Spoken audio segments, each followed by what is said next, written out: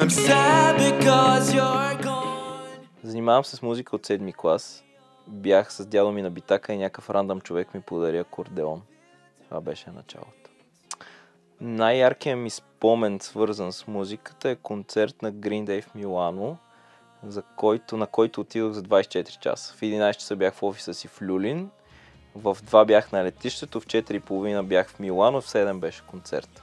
Артистите, които ме вдъхновяват, са голяма колекция от имена, от клуб НЛО през Bowling for Soup, чак до T.I., 50 Cent и Eminem и така нататък. Историята на песента, която записваме, е за двойка гангстери, момче и момиче, които източват кредитни карти. Но в един момент се разделят, скарват се и всъщност песента е за най-гадното чувство, което може да изпитаме в живота си, а именно носталгията по бившата.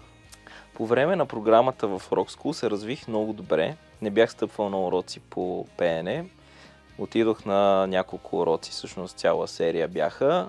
Преподавателят ми каза, че имам талант да се занимавам с оперно пеене. И аз написах още 7 пънк парчета. Най-голямата ми мечта, свързана с музиката, е да отворя YouTube някой ден и да видя банда 14 годишни хлапета как правят кавър на моя песен.